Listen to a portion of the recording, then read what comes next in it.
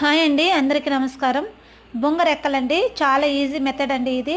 అంటే ఎటువంటి అతుకులు లేకుండా వస్తుందండి. మామూలుగా బొంగ రెక్కలు కట్ చేసుకోవాలంటే అతుకు అనేది ఖచ్చితంగా పెట్టాలనేసి అంటారు. అతుకు లేకుండా అయితే నేను చూపిస్తానండి. బ్లౌజ్కి అయితే కట్ చేసుకున్న పీస్ అండి ఇది. నేనైతే 80 సెంటీమీటర్స్ అయితే తీసుకున్నాను నేను. వాటిలో మిగిలిన పీస్ అండి ఇది. ఈ పీస్ని అయితే నేను ఈ విధంగా 2 మడతలు మడత వేసి మళ్ళీ పైకి ఇట్లా మడత వేసి ఓపెన్ అయితే అటు సైడ్ పెట్టేస్తాను.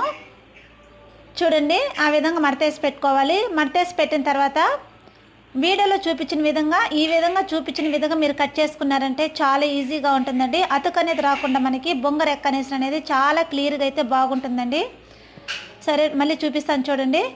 2 మడతలు అయితే ఇట్లా మడతేసుకున్నాము. మడతేసుకున్న తర్వాత మళ్ళీ ఇట్లా ఓపెన్ అనేది అటు సైడ్ పెట్టేయాలండి. పెట్టేసిన తర్వాత ఆల్తి బ్లౌజ్ ఉంది కదండి, ఆ హ్యాండ్ని అయితే దీనికి సెట్ చేసుకునేసి కట్ చేసుకునేస్తే సరిపోతుందండి. వీడియోలో చూపించిన ప్రకారం మీరు చేశారంటే చాలా ఈజీగా ఉంటుందండి. జాకెట్ చూసేదానికి కూడా మనకి పర్ఫెక్ట్గా ఉంటుందండి. ఈ వీడియో మీకు నచ్చినట్లయితే ప్లీజ్ లైక్ అండ్ సబ్స్క్రైబ్ అండి ఫ్రెండ్స్.